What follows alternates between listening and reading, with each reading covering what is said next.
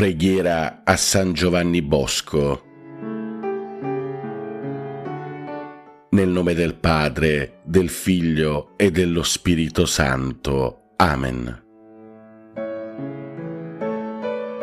Padre e Maestro della gioventù, San Giovanni Bosco, aperto alle realtà del tuo tempo, sei stato per i giovani, soprattutto per i poveri, segno dell'amore di Dio. Sii la nostra guida nel cammino di amicizia con il Signore, affinché scopriamo il senso della nostra vita, diventando la fonte della vera felicità. Aiutaci a rispondere con generosità alla vocazione, affinché possiamo essere costruttori di pace nell'edificazione di una vera civiltà dell'amore. Ottienici la grazia della perseveranza per vivere lo spirito delle beatitudini, così come il Signore ci chiede nel Vangelo. Fa che, guidati da Maria Ausiliatrice, possiamo trovarci un giorno con te nella grande famiglia del cielo. Amen. San Giovanni Bosco, amico dei giovani, prega per noi e per il mondo intero.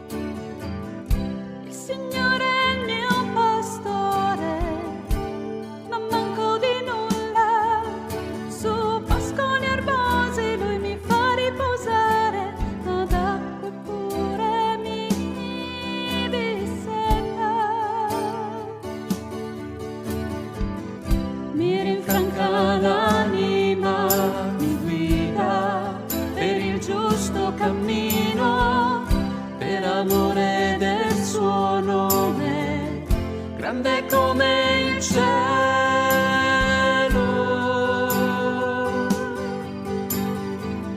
Se dovessi camminare per una valle nera, io non temerei alcun tipo di male, perché tu sei con me.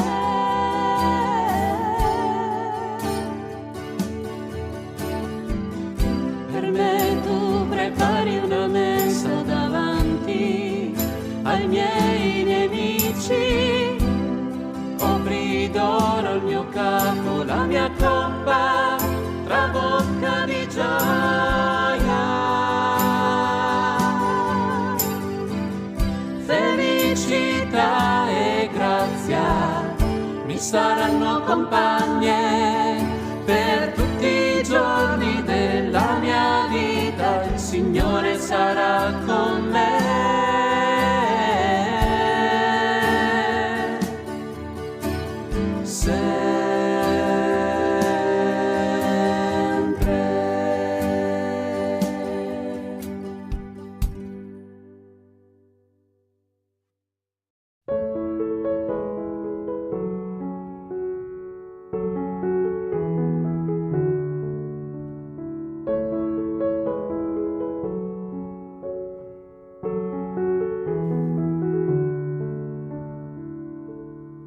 Nel nome del Padre, del Figlio e dello Spirito Santo.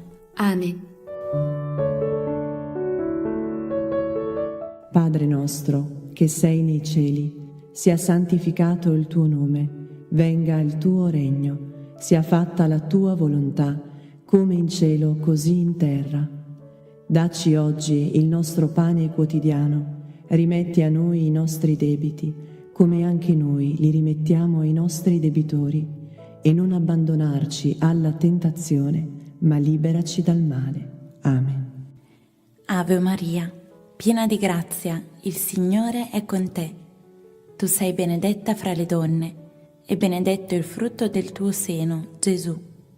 Santa Maria, Madre di Dio, prega per noi peccatori, adesso e nell'ora della nostra morte. Amen. Io credo in Dio Padre Onnipotente, Creatore del cielo e della terra, e in Gesù Cristo, suo unico Figlio, nostro Signore, il quale fu concepito di Spirito Santo. Nacque da Maria Vergine, patì sotto Ponzio Pilato, fu crocifisso, morì e fu sepolto. Discese agli inferi, il terzo giorno risuscitò da morte, salì al cielo, siede alla destra di Dio Padre Onnipotente, di là verrà a giudicare i vivi e i morti. Credo nello Spirito Santo, la Santa Chiesa Cattolica, la comunione dei santi, la remissione dei peccati, la risurrezione della carne, la vita eterna. Amen. Eterno Padre, io ti offro il corpo, il sangue, l'anima e la divinità del tuo dilettissimo Figlio e Signore nostro Gesù Cristo, in espiazione dei nostri peccati e di quelli del mondo intero. Per la sua dolorosa passione, abbi misericordia di noi e del mondo intero. Per la sua dolorosa passione, abbi misericordia di noi e del mondo intero. Per la sua dolorosa passione, abbi misericordia di noi e del mondo intero. Per la sua dolorosa passione, abbi misericordia di noi e del mondo intero. Per la sua dolorosa passione, abbi misericordia di noi e del mondo intero. Per la sua dolorosa passione, abbi misericordia di noi e del mondo intero. Per la sua dolorosa passione, abbi misericordia di noi e del mondo intero. Per la sua dolorosa passione, abbi misericordia di noi e del mondo intero. Per la sua dolorosa passione, abbi misericordia di noi e del mondo intero. Per la sua dolorosa passione, abbi misericordia di noi e del mondo intero. Eterno Padre, io ti offro il corpo, il sangue, l'anima e la divinità del tuo dilettissimo Figlio e Signore nostro Gesù Cristo, in espiazione dei nostri peccati e di quelli del mondo intero. Per la sua dolorosa passione, abbi misericordia di noi e del mondo intero. Per la sua dolorosa passione, abbi misericordia di noi e del mondo intero. Per la sua dolorosa passione, abbi misericordia di noi e del mondo intero. Per la sua dolorosa passione, abbi misericordia di noi e del mondo intero. Per la sua dolorosa passione, abbi misericordia di noi e del mondo intero. Per la sua dolorosa passione, abbi misericordia di noi e del mondo intero. Per la sua dolorosa passione, abbi misericordia di noi e del mondo intero. Per la sua dolorosa passione, abbi misericordia di noi e del mondo intero. Per la sua dolorosa passione, abbi misericordia di noi e del mondo intero. Per la sua dolorosa passione, abbi misericordia di noi e del mondo intero. Eterno Padre, io ti offro il corpo, il sangue, l'anima e la divinità del tuo dilettissimo Figlio e Signore nostro Gesù Cristo, in espiazione dei nostri peccati e di quelli del mondo intero. Per la sua dolorosa passione, abbi misericordia di noi e del mondo intero. Per la sua dolorosa passione, abbi misericordia di noi e del mondo intero. Per la sua dolorosa passione, abbi misericordia di noi e del mondo intero. Per la sua dolorosa passione, abbi misericordia di noi e del mondo intero. Per la sua dolorosa passione, abbi misericordia di noi e del mondo intero. Per la sua dolorosa passione, abbi misericordia di noi e del mondo intero. Per la sua dolorosa passione, abbi misericordia di noi e del mondo intero. Per la sua dolorosa passione, abbi misericordia di noi e del mondo intero. Per la sua dolorosa passione, abbi misericordia di noi e del mondo intero. Per la sua dolorosa passione, abbi misericordia di noi e del mondo intero.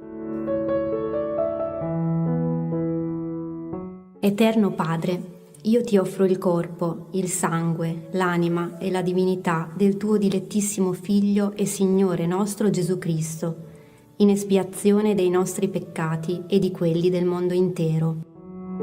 Per la sua dolorosa passione, Abbi misericordia di noi e del mondo intero. per la sua dolorosa passione, Abbi misericordia di noi e del mondo intero. per la sua dolorosa passione, Abbi misericordia di noi e del mondo intero. per la sua dolorosa passione, Abbi misericordia di noi e del mondo intero. per la sua dolorosa passione, Abbi misericordia di noi e del mondo intero. per la sua dolorosa passione, Abbi misericordia di noi e del mondo intero. per la sua dolorosa passione, Abbi misericordia di noi e del mondo intero. per la sua dolorosa passione, Abbi misericordia di noi e del mondo intero. per la sua dolorosa passione, Abbi misericordia di noi e del mondo intero. per la sua dolorosa passione, Abbi misericordia di noi e del mondo intero. Eterno Padre, io ti offro il corpo, il sangue, l'anima e la divinità del tuo dilettissimo Figlio e Signore nostro Gesù Cristo, in espiazione dei nostri peccati e di quelli del mondo intero. per la sua dolorosa passione, Abbi misericordia di noi e del mondo intero. per la sua dolorosa passione, Abbi misericordia di noi e del mondo intero. per la sua dolorosa passione, Abbi misericordia di noi e del mondo intero. per la sua dolorosa passione, Abbi misericordia di noi e del mondo intero. per la sua dolorosa passione, Abbi misericordia di noi e del mondo intero. per la sua dolorosa passione, Abbi misericordia di noi e del mondo intero. per la sua dolorosa passione, Abbi misericordia di noi e del mondo intero. per la sua dolorosa passione, Abbi misericordia di noi e del mondo intero. per la sua dolorosa passione, Abbi misericordia di noi e del mondo intero. per la sua dolorosa passione, Abbi misericordia di noi e del mondo intero.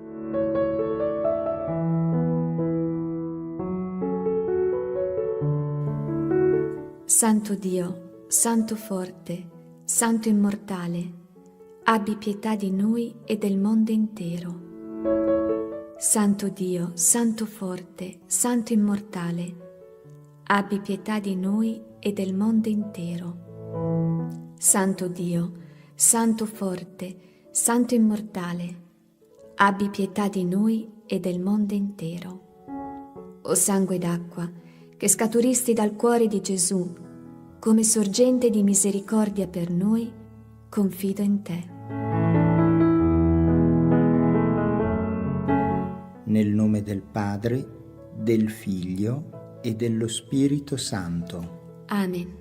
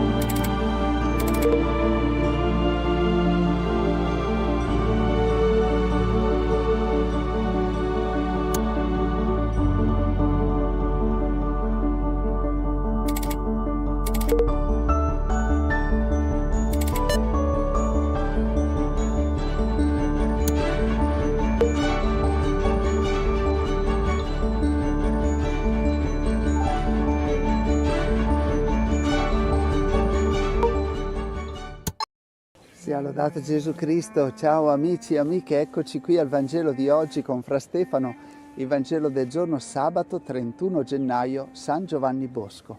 Nel nome del Padre, del Figlio e dello Spirito Santo. Amen. Preghiamo.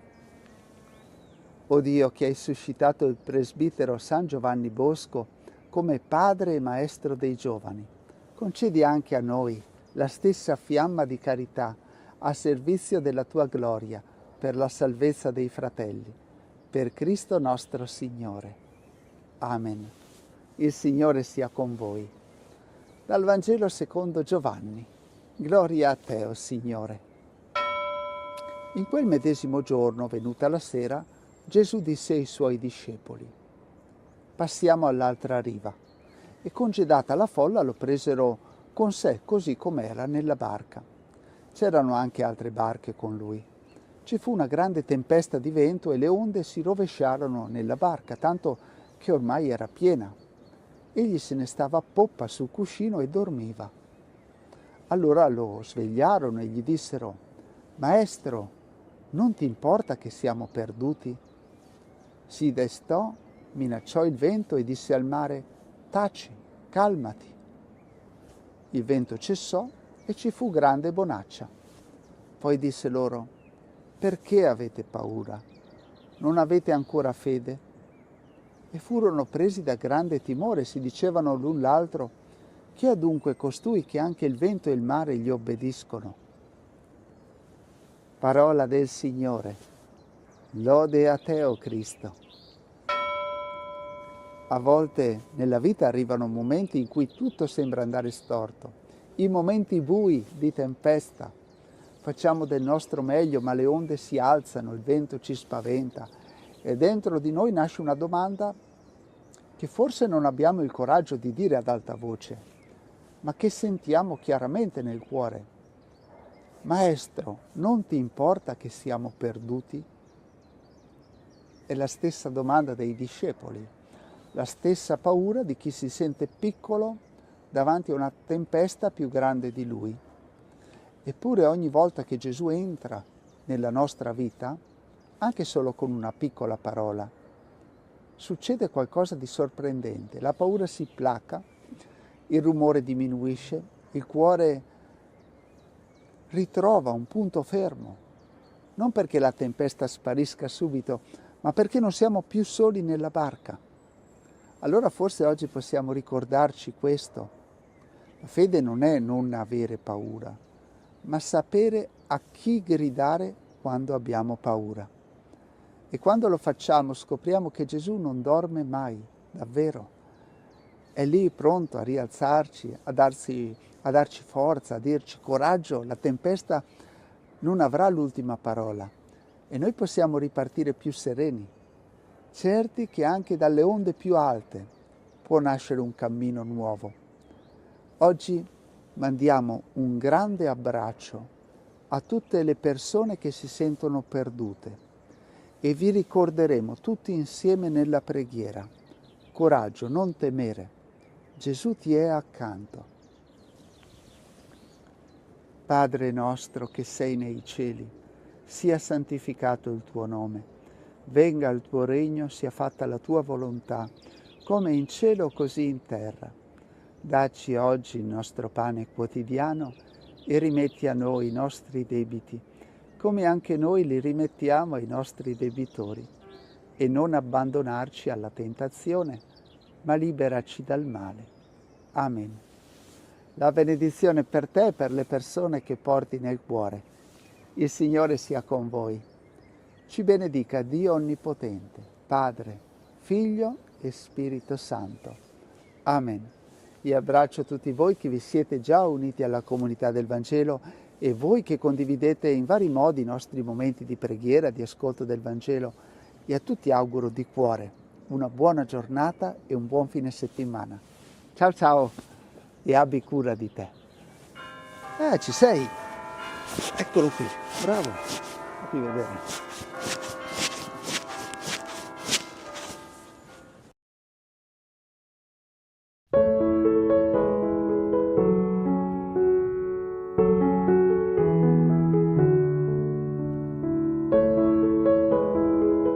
Pensiero di Padre Pio di oggi. La chiave della perfezione è l'amore. Chi vive d'amore vive in Dio, perché Dio è amore. San Pio da Pietrelcina prega per noi e per il mondo intero. Buona e santa giornata a tutti voi, fratelli e sorelle, siate sempre guidati e protetti dall'intercessione di Padre Pio. Pace e bene, Ave Maria.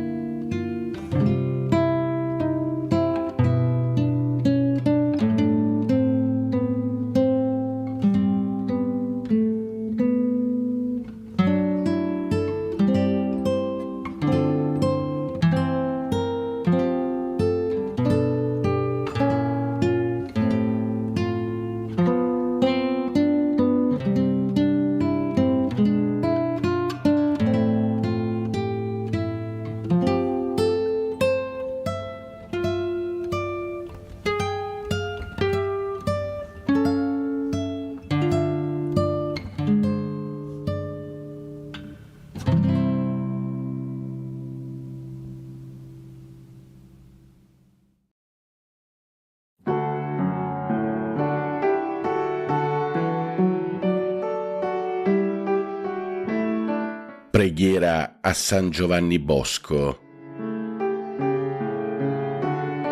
Nel nome del Padre, del Figlio e dello Spirito Santo. Amen. Padre e Maestro della gioventù, San Giovanni Bosco, aperto alle realtà del tuo tempo, sei stato per i giovani, soprattutto per i poveri, segno dell'amore di Dio. Sii la nostra guida nel cammino di amicizia con il Signore, affinché scopriamo il senso della nostra vita, diventando la fonte della vera felicità. Aiutaci a rispondere con generosità alla vocazione, affinché possiamo essere costruttori di pace nell'edificazione di una vera civiltà dell'amore. Ottienici la grazia della perseveranza per vivere lo spirito delle beatitudini, così come il Signore ci chiede nel Vangelo. Fa che, guidati da Maria Ausiliatrice, possiamo trovarci un giorno con te nella grande famiglia del cielo. Amen. San Giovanni Bosco, amico dei giovani, prega per noi e per il mondo intero.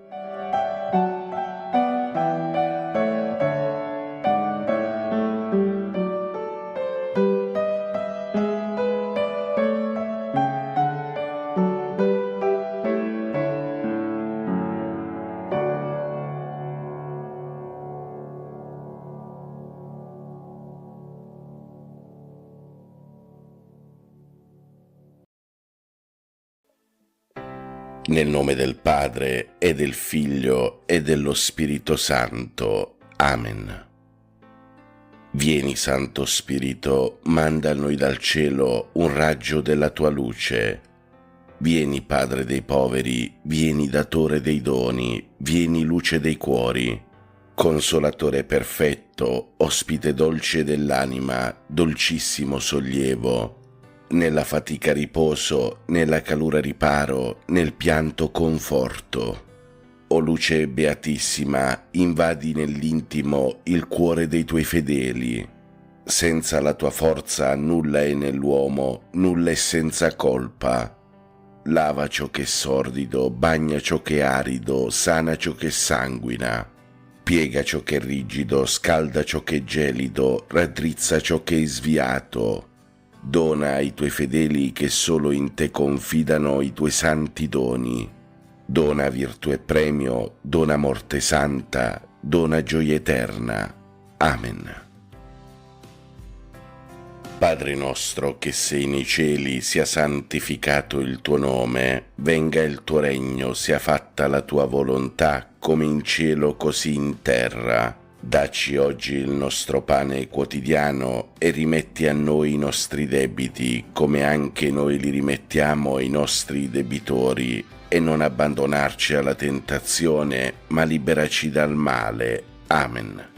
Ave o Maria, piena di grazia, il Signore è con te. Tu sei benedetta fra le donne, e benedetto è il frutto del tuo seno, Gesù. Santa Maria, Madre di Dio, prega per noi peccatori, adesso e nell'ora della nostra morte. Amen. Gloria al Padre, al Figlio e allo Spirito Santo, come era nel principio, ora e sempre, nei secoli dei secoli. Amen. Mio dolcissimo Divin Salvatore Gesù, io ti offro quest'ora, durante la quale, in unione con tutti i miei fratelli, desidero amarti, glorificarti e consolare il tuo adorabile cuore con il mio amore. Accetta a questo fine i miei pensieri, le parole, le azioni, le pene e soprattutto il mio cuore che ti dono senza riserva, perché lo consumi nel fuoco del tuo divino amore. Padre nostro che sei nei cieli, sia santificato il tuo nome, venga il tuo regno, sia fatta la tua volontà, come in cielo così in terra. Dacci oggi il nostro pane quotidiano e rimetti a noi i nostri debiti, come anche noi li rimettiamo ai nostri debitori, e non abbandonarci alla tentazione, ma liberaci dal male. Amen. Ave o Maria, piena di grazia, il Signore è con te. Tu sei benedetta fra le donne, e benedetto è il frutto del tuo seno, Gesù. Santa Maria, Madre di Dio, prega per noi peccatori, adesso e nell'ora della nostra morte. Amen. Gloria al Padre, al Figlio e allo Spirito Santo, come era nel principio, ora e sempre, nei secoli dei secoli. Amen. Atto di dolore. Mio Dio, mi pento e mi dolgo con tutto il cuore dei miei peccati, perché peccando ho meritato i tuoi castighi, e molto più perché ho offeso te, infinitamente buono e degno di essere amato sopra ogni cosa. Propongo col tuo santo aiuto di non offenderti mai più e di fuggire le occasioni prossime di peccato. Signore, misericordia, perdonami.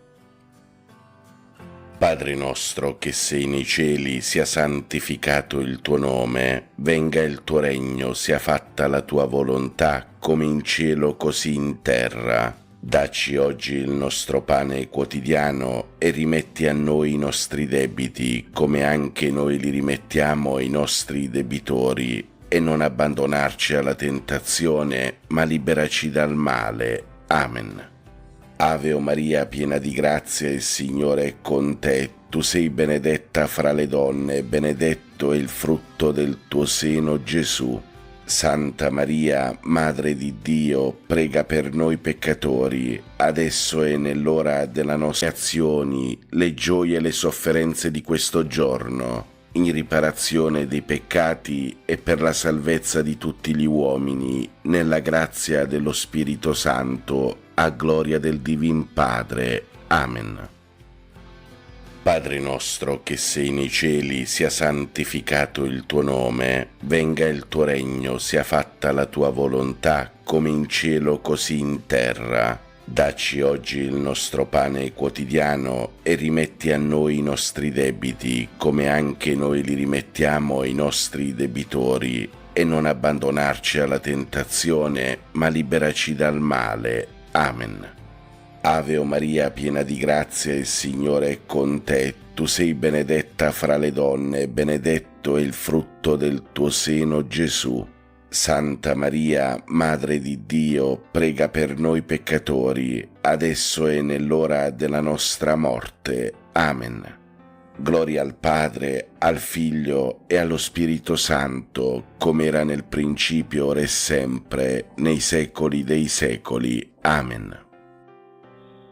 Eterno Padre, accetta questa nostra preghiera al Sacro Cuore, affinché per mezzo dell'amore e del sacrificio di tuo Figlio sulla croce possiamo essere degni figli e apostoli del tuo infinito amore.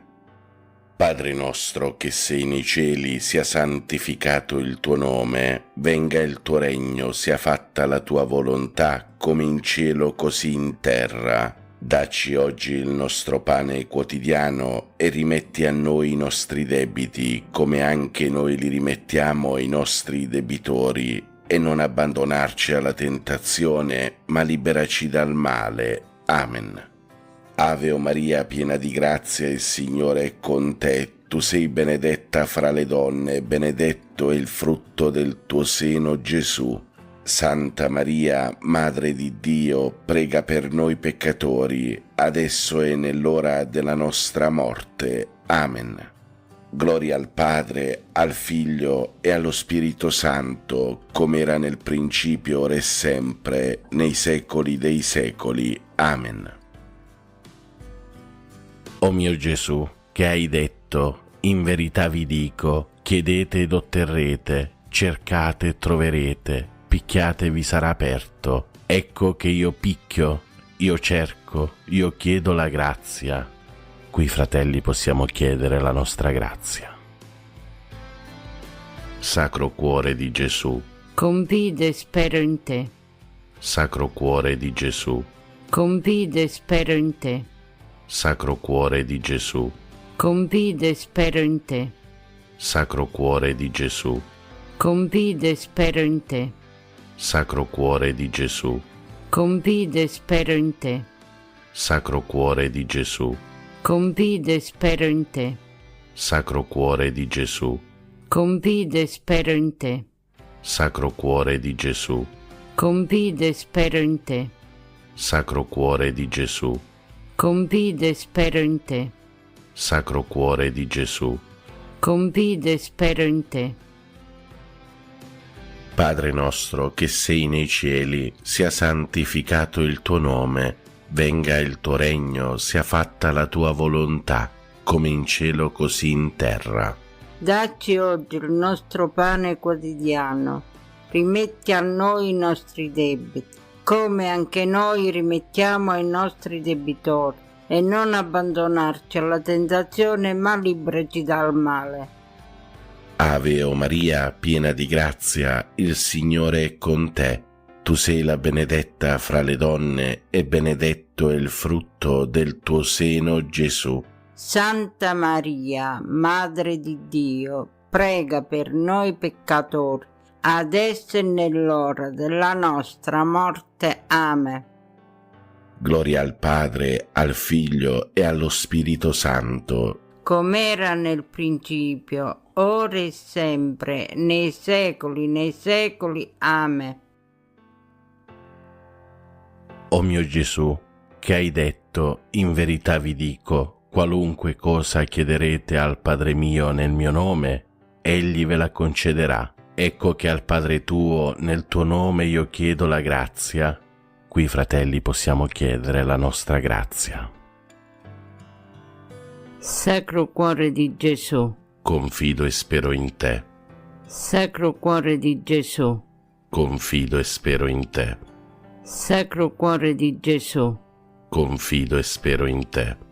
Sacro Cuore di Gesù, confido e spero in te. Sacro Cuore di Gesù, confido e spero in te. Sacro Cuore di Gesù, confido e spero in te. Sacro Cuore di Gesù, confido e spero in te. Sacro Cuore di Gesù, Confido e spero in te. Sacro Cuore di Gesù, Confido e spero in te.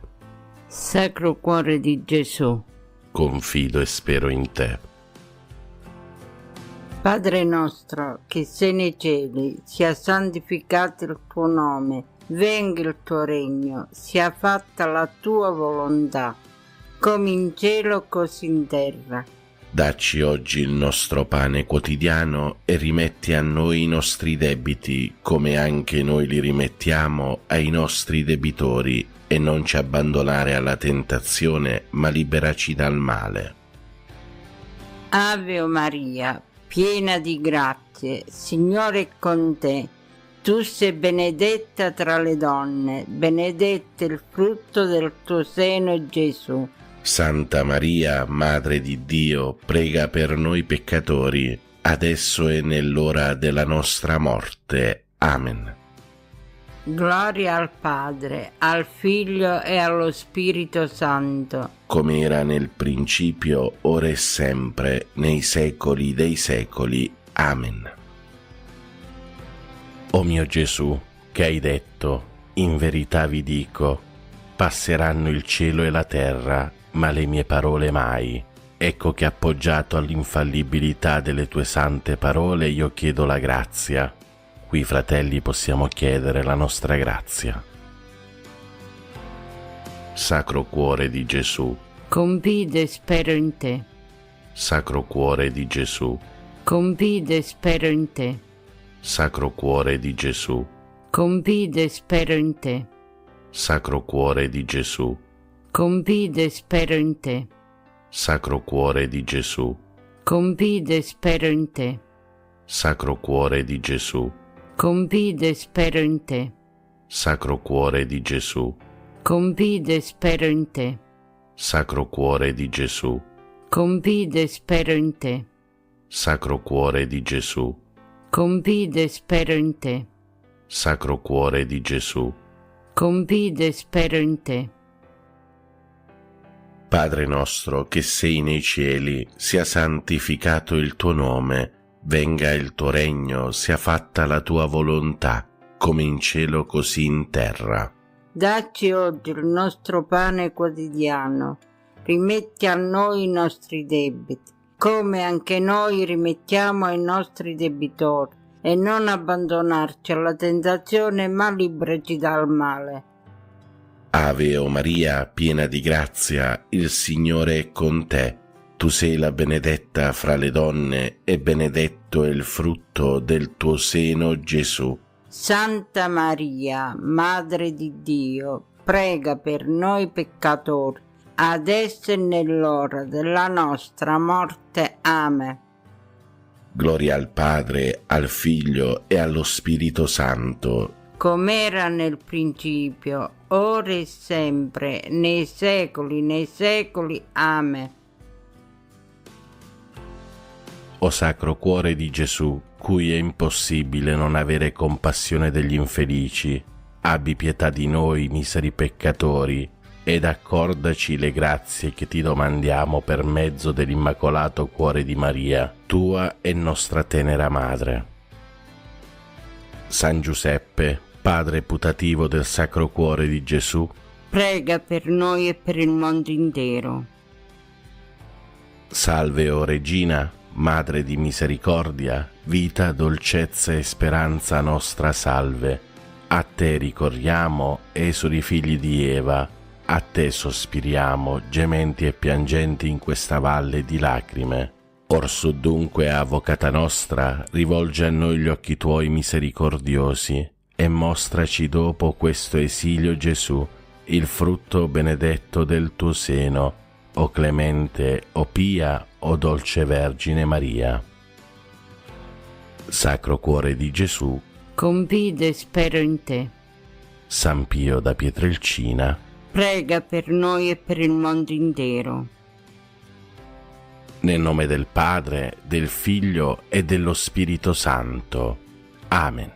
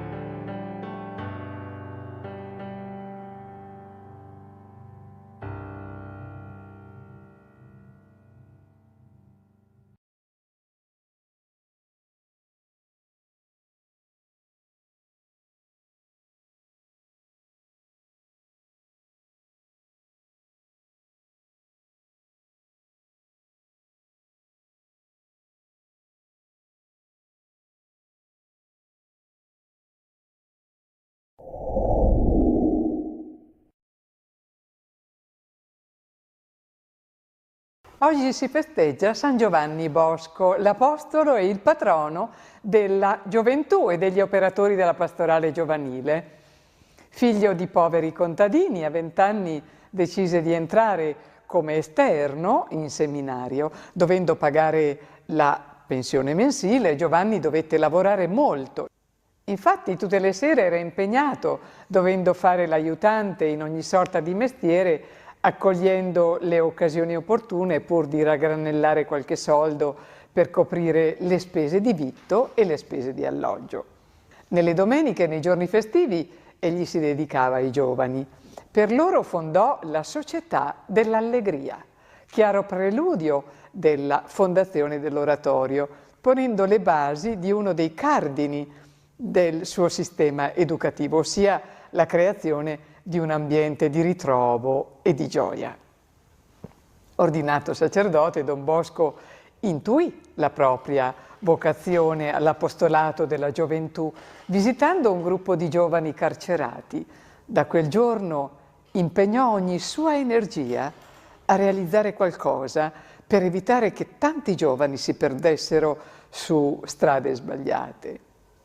Il dinamico sacerdote cominciò a raccogliere attorno a sé i ragazzi di strada, adattandosi al loro modo di vivere rumoroso e allegro, attirandosi il malcontento ovviamente del vicinato. Per la sua azione ebbe contro non solo i cattolici liberali che pretendevano l'apertura della Chiesa alla modernità, ma anche gli intransigenti che sapevano solo rimpiangere il loro passato.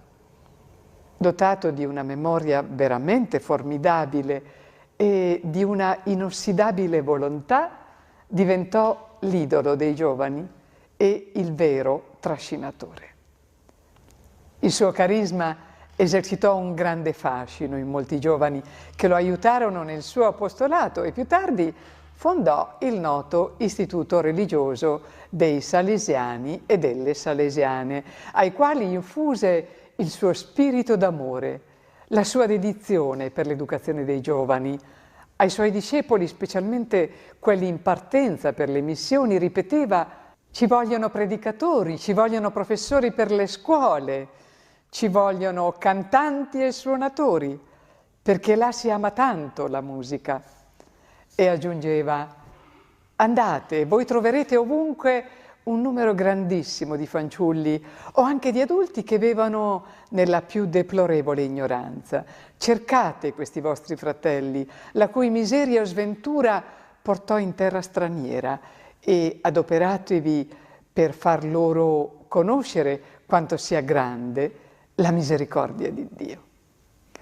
Incontrò numerosi contrasti e numerose incomprensioni, ma lui non si scoraggiò, tanto che l'8 dicembre 1841 diede inizio ufficialmente all'oratorio.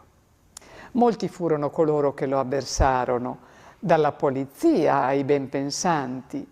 Decisivo fu il sostegno dell'arcivescovo di Torino, che approvò l'oratorio definendolo la parrocchia della gioventù senza la parrocchia.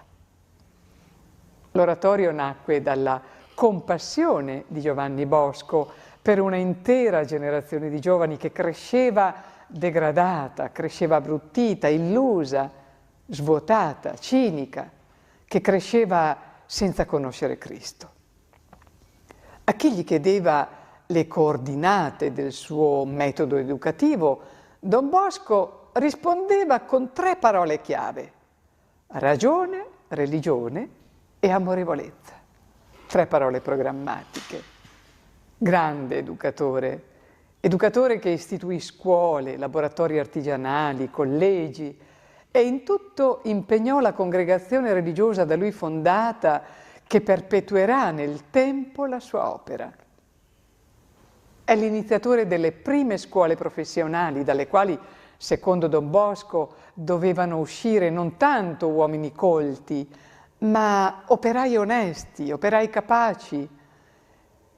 Il prete torinese ha giocato anche un ruolo politico sorprendente nell'Italia del suo tempo. Lo stesso pontefice Pio IX gli aveva affidato addirittura il ruolo di suo rappresentante segreto nei confronti del nuovo Stato invasore e laicista, che in quegli anni aveva incarcerato sacerdoti, vescovi e cardinali, aggredito la Chiesa in ogni modo, soppresso gli ordini religiosi e anche incamerato i loro beni. Tutto avvenne per opera delle società segrete, lo ricordiamo, storicamente conosciute con il nome di Carbonari, Franchi Muratori, Giacobini e Illuminati, nomi diversi, di gruppi appartenenti allo stesso movimento che mirava a sovvertire l'ordine sociale, puntando a schiantare la Chiesa. Don Bosco non si limitò a denunciare la prepotenza del potere laicista, ma si adoperò per strappare palmo a palmo allo Stato spazi di vera libertà. Per volere di Papa Pio IX inaugurò a Roma nel 1877 la nota Basilica del Sacro Cuore nelle vicinanze della stazione ferroviaria di Termini. Quando Don Bosco vide che anche quel suo sogno si era avverato, pianse di gioia. Colui che amava definirsi il prete nella casa del povero come nel palazzo del re, si spense. Rivolgiamo a San Giovanni Bosco la nostra fiduciosa preghiera per i nostri giovani, per le nostre famiglie e per tutta la Chiesa. O glorioso San Giovanni Bosco, bisognoso di aiuto, a te ricorro con grande fiducia. Mi occorrono grazie spirituali per fuggire sempre il peccato e perseverare nel bene fino alla morte, ma mi occorrono anche grazie temporali e specialmente quella che più desidero. Tu che fosti così devoto a Gesù e Eucaristia e di Maria Ausiliatrice e così compassionevole verso i poveri sofferenti, ottienimi da Gesù e dalla sua celeste Madre la grazia che ti domando e un abbandono fiducioso alla volontà di Dio. Amen.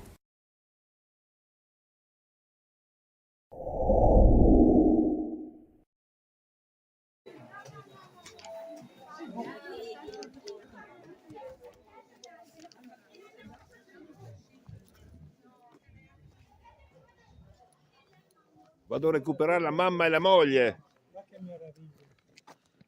Sì. E non è così, è ritornato a Servola. Io non sono più a Servola, sono a San Giacomo. Ecco. E poi giro, sono anche Madonna del Mare, vado continuamente di qua e di là. Venga a Campolongo, abbiamo bisogno di un parroco, non di un professore a Campolongo. Parroco non posso più fare. Ma però... Posso fare solo il bubis spontaneo. Vado a cercare la moglie e la madre.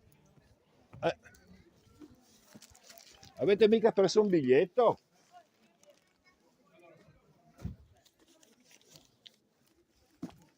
No. Sì. Beh.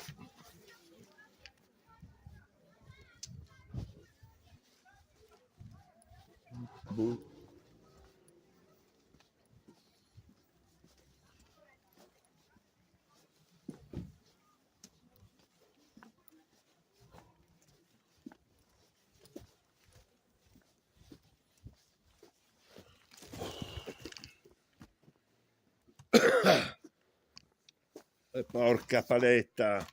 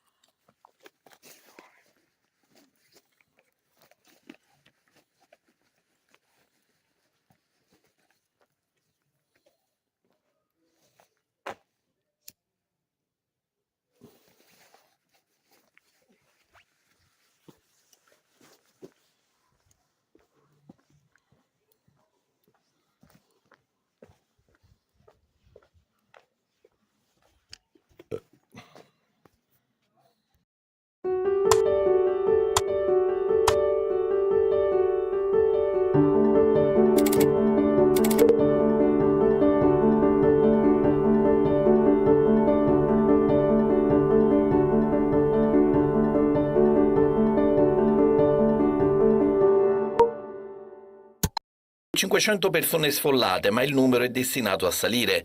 Il fronte di frana a Niscemi non si ferma, l'intera collina sta crollando sulla piana di Gela. Ma la beffa è che si sapeva che sarebbe accaduto da almeno 2 secoli. Fa impressione vedere i cani che passeggiano tra le fratture nel terreno. Siamo uscite 6 persone nel 97. Nel 97 siamo usciti e non siamo rientrati, hanno demolito la casa, hanno fatto quello che volevano loro. La procura di Gela ha aperto un'inchiesta per danneggiamento e disastro colposo. L'obiettivo è capire se qualcuno doveva intervenire in tutti questi anni. La Regione Sicilia ha chiesto di dirottare i fondi del ponte di Messina per risarcire i danni dell'uragano Harry. Abbiamo un fronte di frana che comunque si muove e si è mosso notevolmente in questi giorni e quindi ogni intervento va valutato. Da giorni gli abitanti di Niscemi, grosso centro in provincia di Caltanissetta, sono col fiato sospeso per una frana con un fronte di faglia di ben 4 chilometri. I luoghi colpiti dal 700 in poi sono sempre gli stessi: Sante Croci e la contrada Canalicchio. Purtroppo siamo rimasti fuori, non abbiamo più niente. Dopo tanti anni di sacrifici in Germania che avevamo costruito questa casa, siamo sotto shock di tutto quello che è successo. Ci devono dare la casa. Il 16 gennaio la frana è tornata a farsi minacciosa. Domenica la situazione si è aggravata, in una sola notte il fronte si è allargato di 1 chilometro ed è arretrato verso il paese. Gli sfollati sono ospitati da parenti nel palazzetto dello sport o in case per anziani.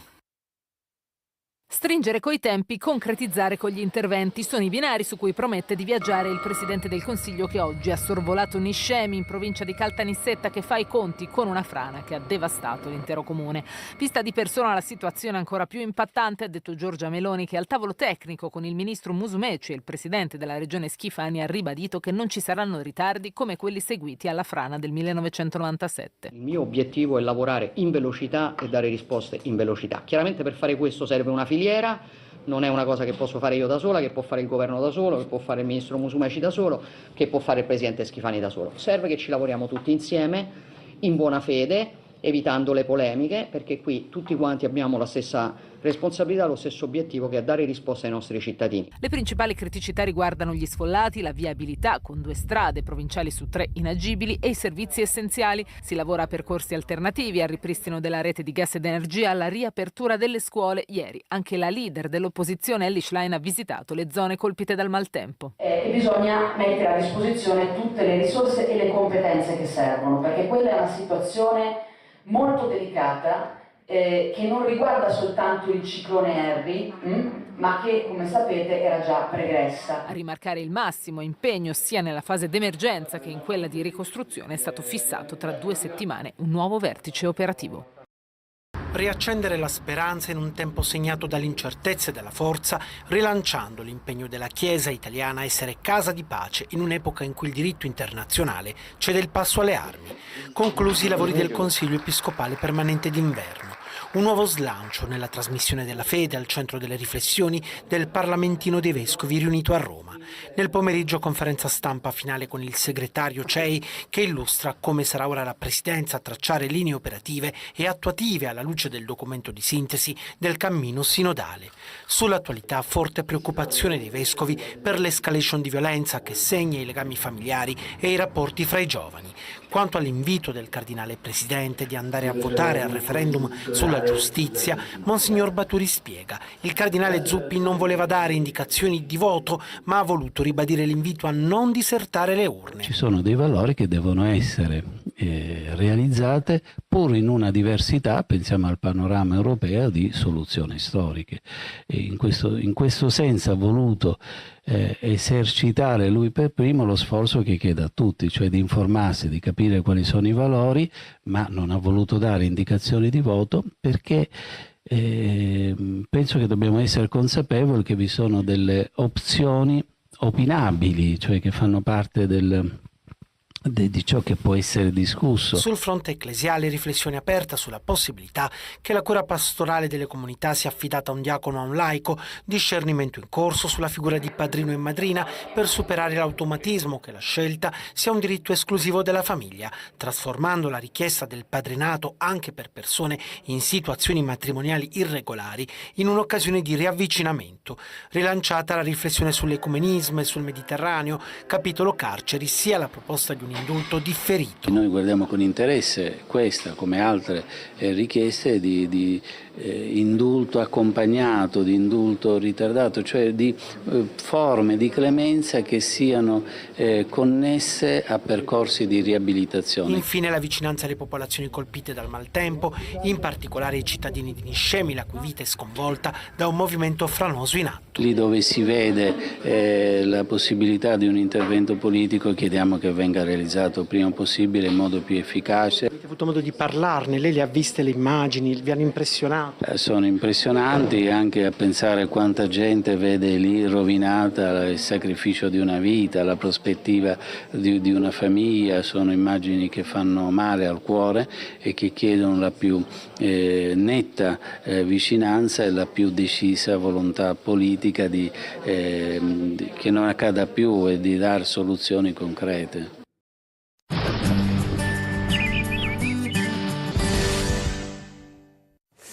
Amici di 3B Meteo, ben ritrovati un aggiornamento con il TG di 3B. Come sempre, prima di guardare e analizzare la situazione per i prossimi giorni, diamo uno sguardo ad alcune immagini giunte nella nostra community. La prima, Castellammare di Stabia, siamo in campagna, giornate variabili e a tratti anche ventose. La seconda immagine invece ci arriva dal nord Italia, siamo a Imola, nella zona collinare, possiamo notare la foschie, le nebbie in pianura padana, più sole invece in altura.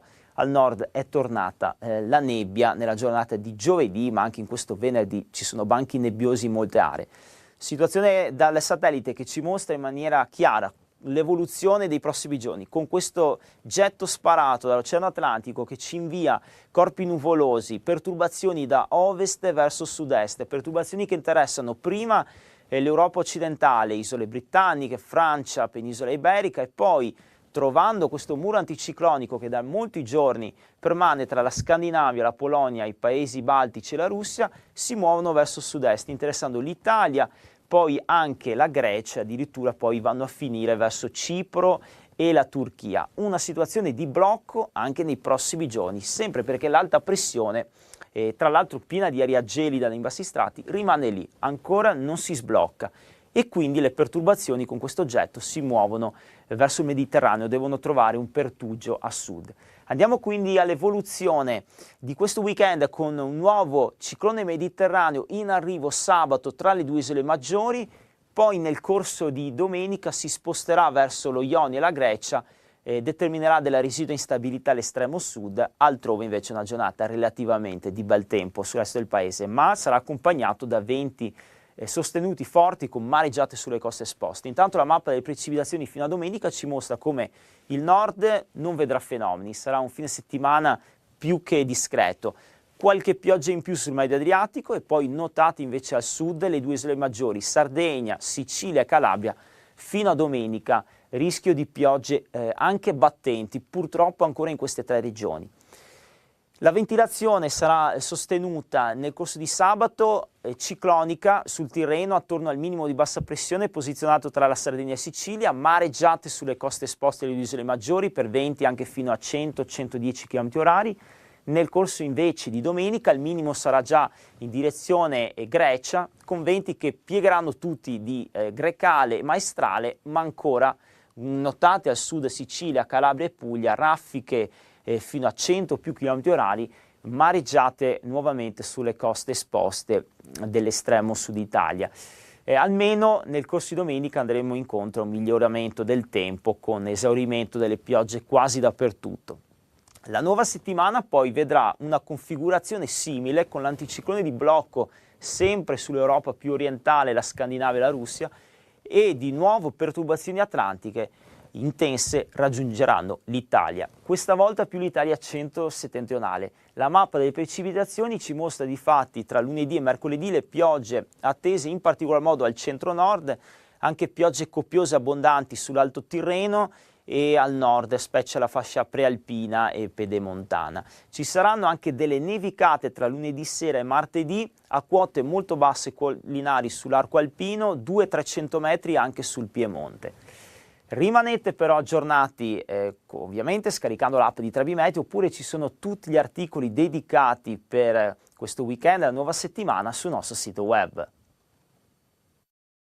siamo rimasti poveri di spirito, restando noi pericolosi. Assume sempre forme nuove lo show di Renato Zero, tra canzoni, parole, costumi e suggestioni visive. In questi giorni e fino al 19 aprile l'eclettico artista romano trasporta il pubblico dentro il cuore pulsante del suo ultimo album, L'Ora Zero, per la prima volta dal vivo, tra temi sociali, fragilità individuali e speranze collettive. Grazie per i vostri visi, per le vostre braccia, per la vostra voce, per le vostre idee, per il fatto di essere come siete, non cambiate, non dategli retta, che vogliono tutti marziani, vogliono tutti uguali, tutti finti, precostituiti. Stringimi forte che nessuna notte.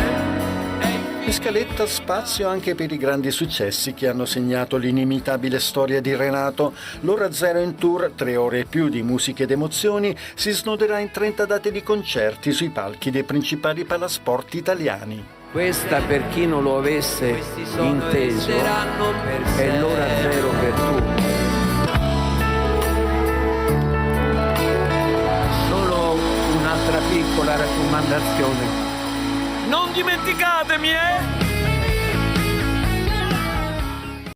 Uno scultore anacronista, così il critico Alberto D'Ambroso definisce Antonio Tropiano, in questi giorni ospite nella capitale con 7 sue opere in legno, più 2 bronzi, più defilati ma non meno importanti.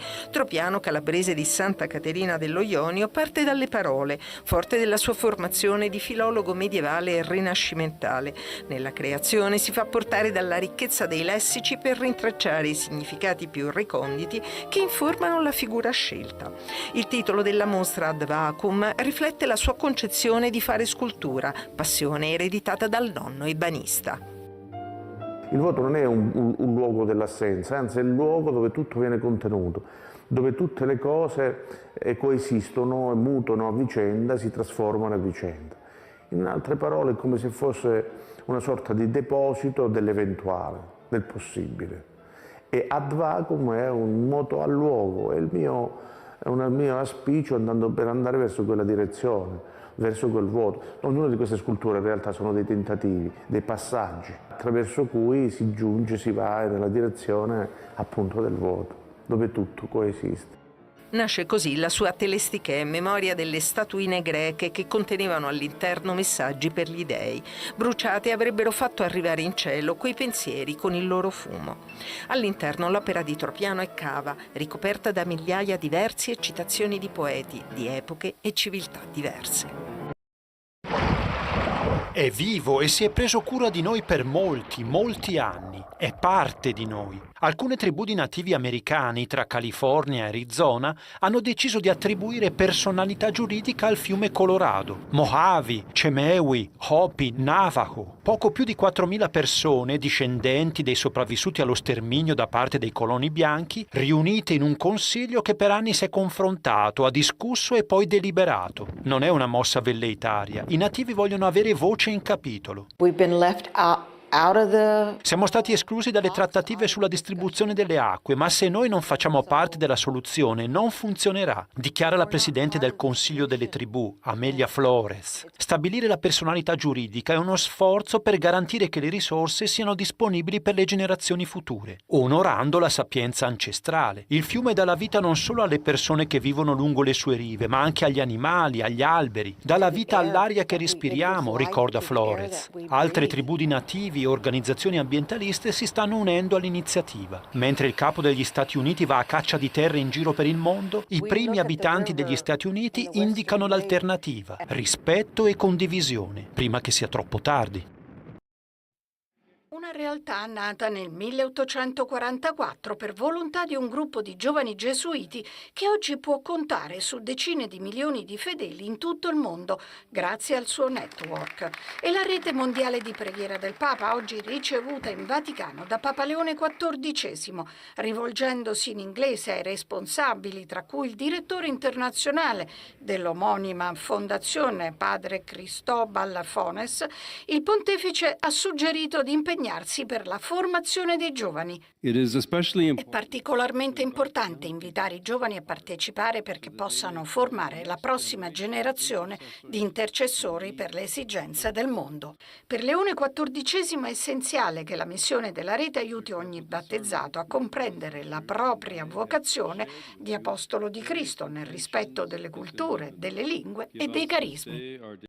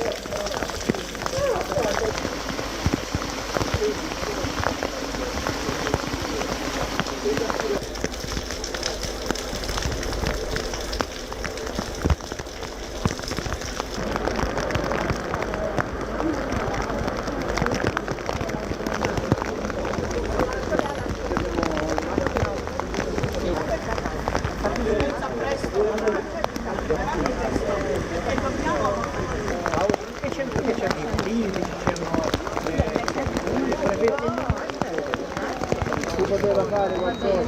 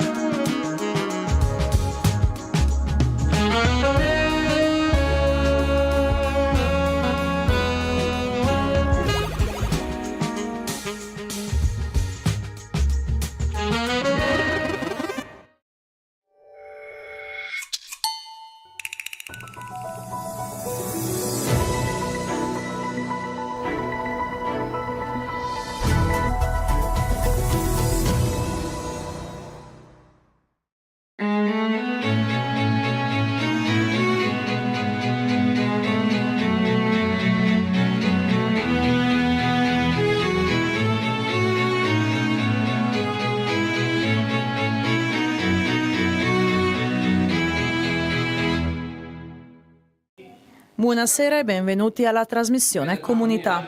Questa puntata la dedichiamo alla comunità degli italiani di Dignano, che da decenni rappresenta un punto di riferimento fondamentale per la tutela della lingua, della cultura e delle tradizioni italiane sul territorio. Rimanete con noi.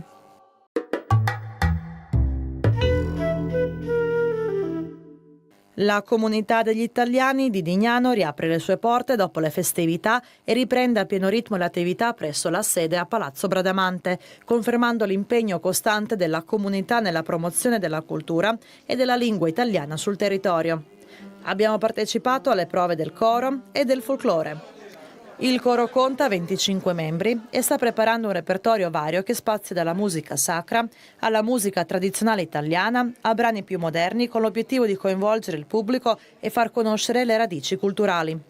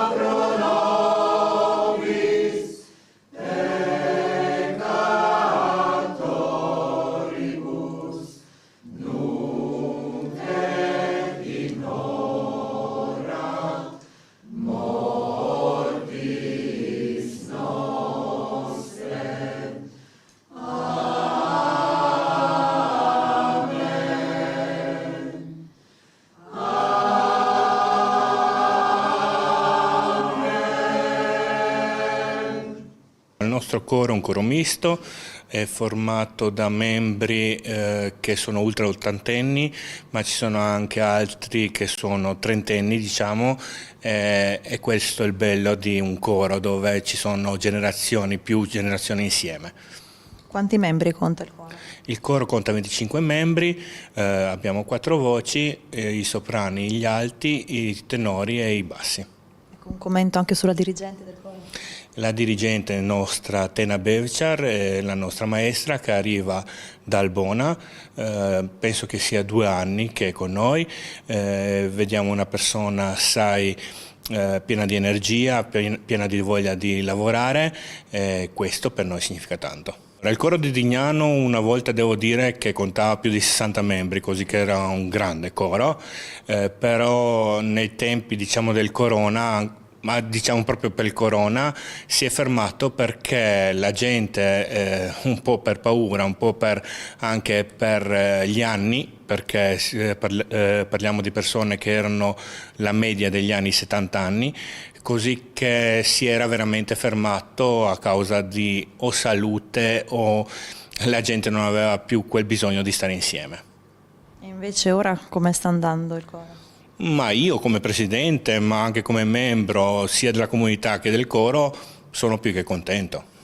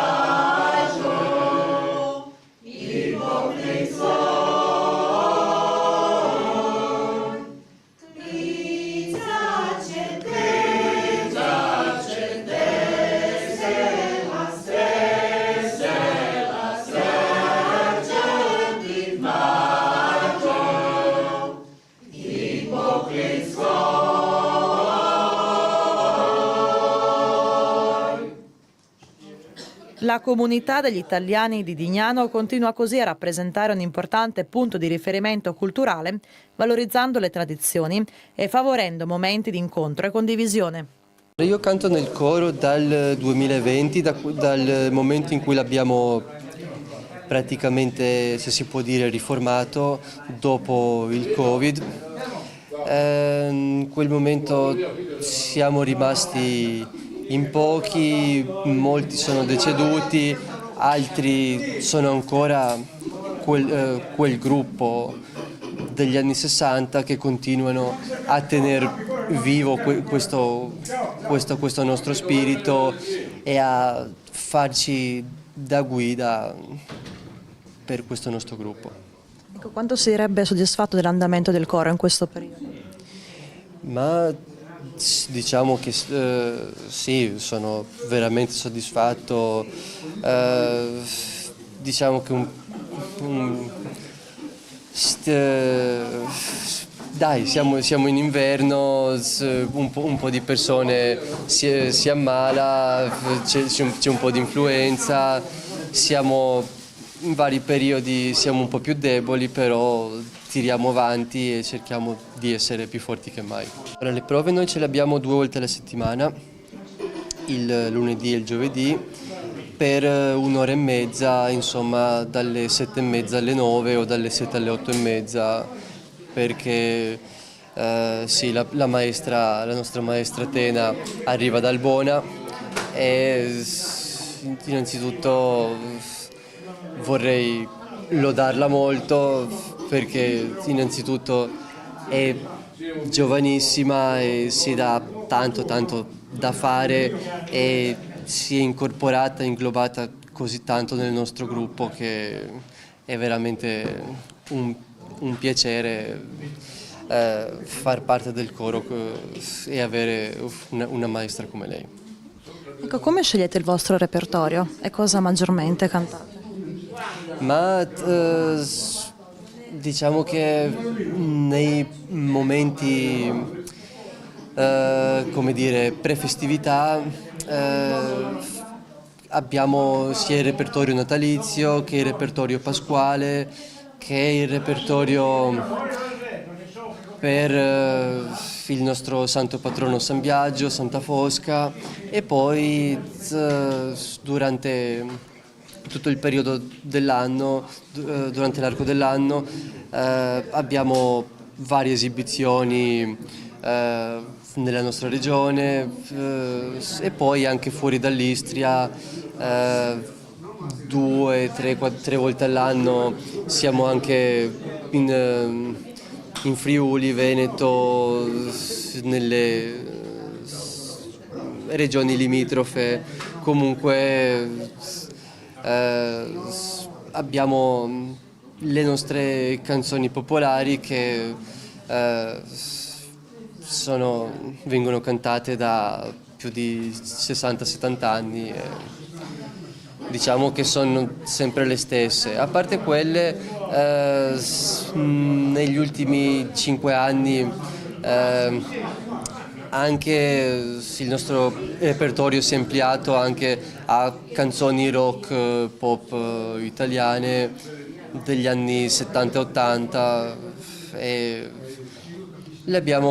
siamo riusciti ad impararle al meglio. È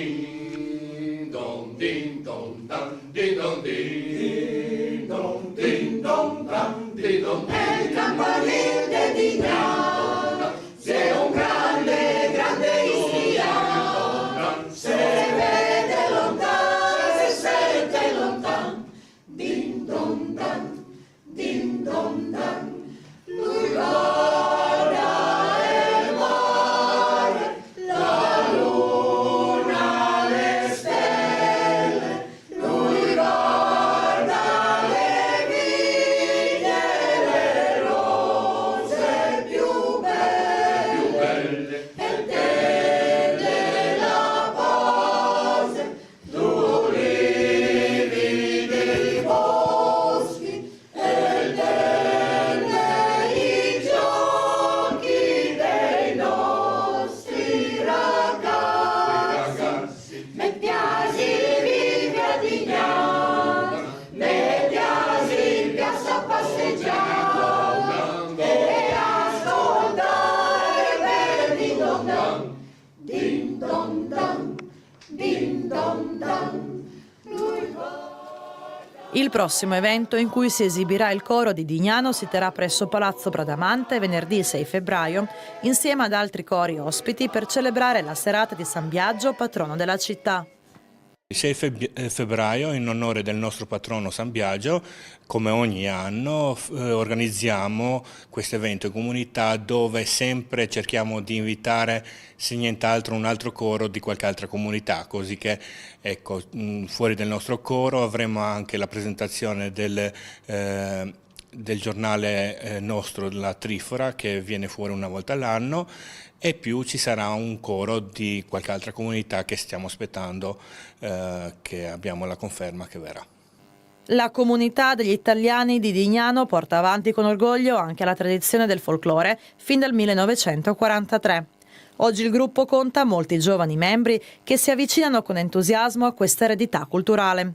Abbiamo partecipato alle loro prove per conoscere più da vicino il loro lavoro e la ricca tradizione che custodiscono. Abbiamo nel folklore tanti giovani, soprattutto è anche un'idea di integrare dentro per dopo avere anche un futuro, perché cominciando con le prove subito da bambini, poi anche, non so, essendo più grandi, andando nella scuola media e dopo la facoltà, sempre qualcuno rimane, così che è veramente una cosa importante per la nostra comunità che facciano parte non solo del folklore ma anche di altri gruppi. Ecco, quali sono i nomi dei balli? Allora, noi nel nostro folklore abbiamo 4 balli: la monferina, la vilotta, la forlana e la bersagliera. Sono sempre solo questi 4 balli, e ogni volta le prove vengono ripetute più volte finché i ragazzi non imparano. Più o meno quante volte all'anno vi esibite e dove? Posso dire che durante un anno ci esibiamo sicuramente 10 volte, perlomeno, una volta al mese quasi. Sono quelle volte che anche 2 volte al mese, ma 10 sicuramente in un anno ci esibiamo. 1, 2, 3, 4, 1, 2, 3, 4, 1, 2, 3, 4.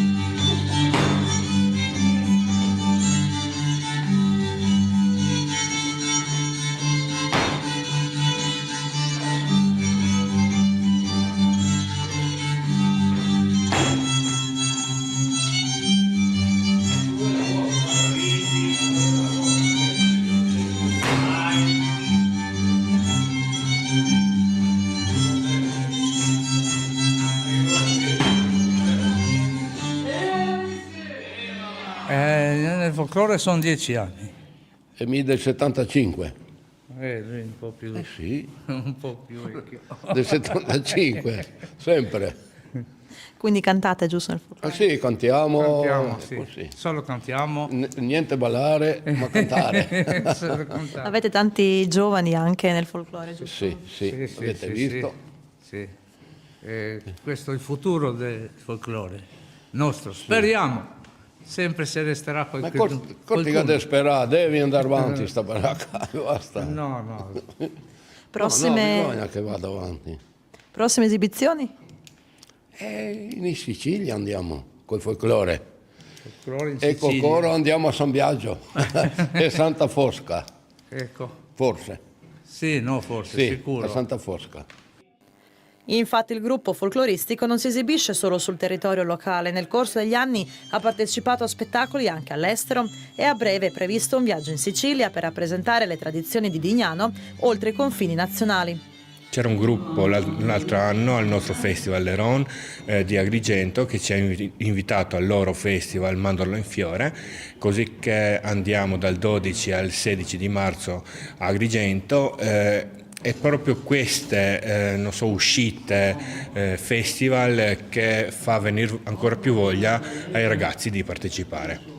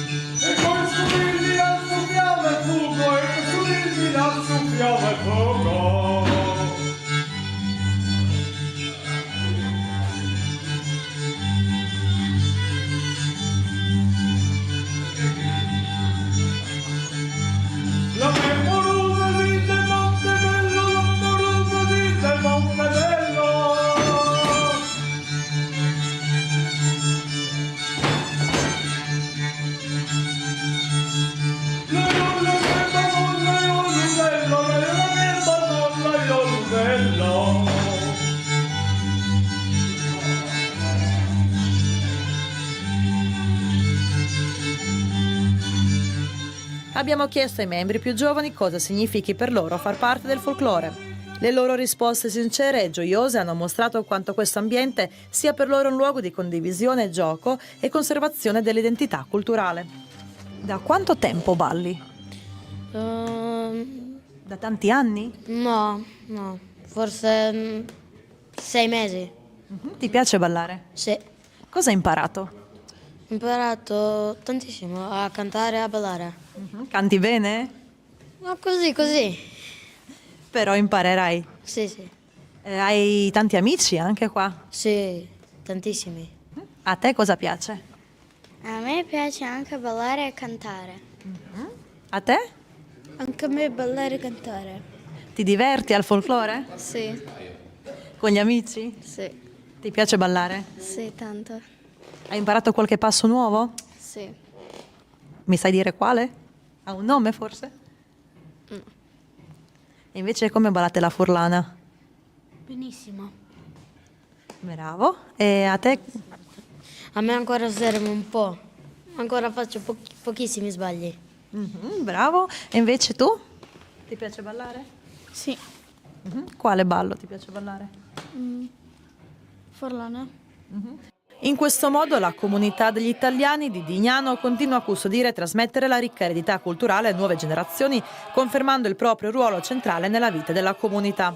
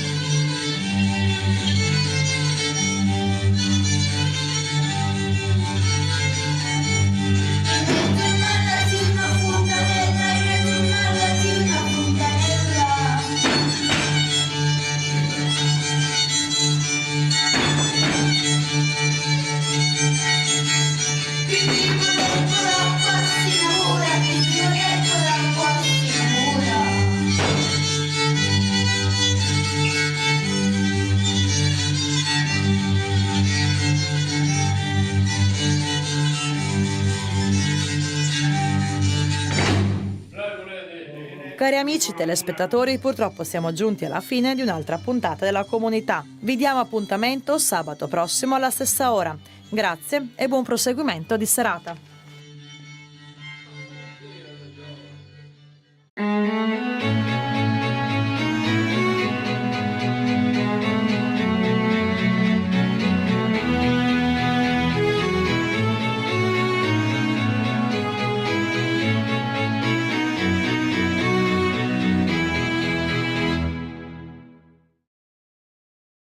La prima idea di Telepace nasce il 12 luglio 1977 in un campo scuola, quando un ragazzino chiede a Don Guido come possiamo far giungere la nostra voce alle nostre famiglie.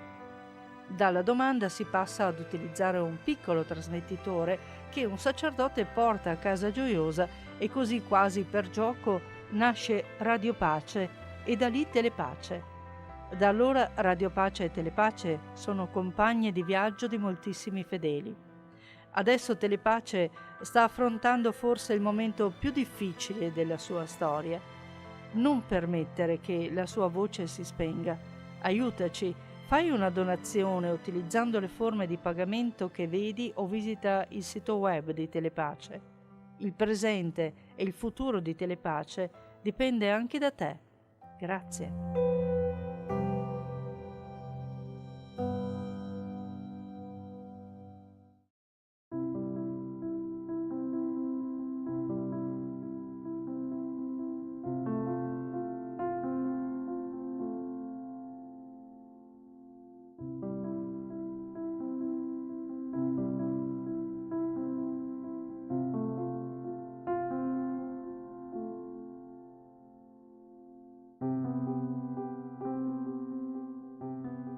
Ieri ci siamo soffermati su un Vangelo che ci invitava ad avere fiducia anche davanti ai campi brulli della nostra vita, con la fede, con la fiducia, col sapere che sotto la superficie quel seme c'è, esiste e sta portando frutto. Il Vangelo odierno si pone più o meno sulla stessa scia, ci viene raccontato di una tempesta di vento con onde che riempiono la barca, dove i discepoli con tutte le loro energie stanno cercando di portare la barca a riva e dentro questa barca c'è Gesù che dorme. E chissà quante volte anche nella nostra vita sono arrivate le tempeste, sono arrivati i grandi problemi e ci sembrava quasi che Dio si fosse dimenticato di noi, che stesse dormendo, che non si stesse prendendo cura di noi. Il Salmo già lo diceva, non dorme, non prende sonno il custode di Israele.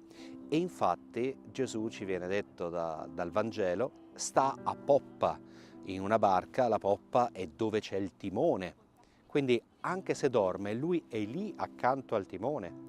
E questo dormire di Gesù fa riferimento anche alla sua morte, e il dormire della morte, che noi sappiamo non essere stato qualcosa di inattivo. Nella morte di Gesù c'è la liberazione delle anime dal potere degli inferi, anche se apparentemente sembra che tutto stia crollando, che tutto si stia avviando al fallimento, eppure Dio nel silenzio, nella notte, nel suo apparente dormire, sta operando.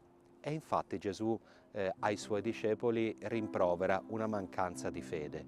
Fidati. Fidati, quasi mai la barca della tua vita in mezzo alle tempeste arriva alla riva che tu preventivavi, nei tempi e nei modi che tu ti aspettavi, ma sempre Dio è presente, tiene in mano il timone della tua vita, sempre impedisce alla barca della tua vita di affondare. Sia questa la fede con cui vivere la giornata odierna.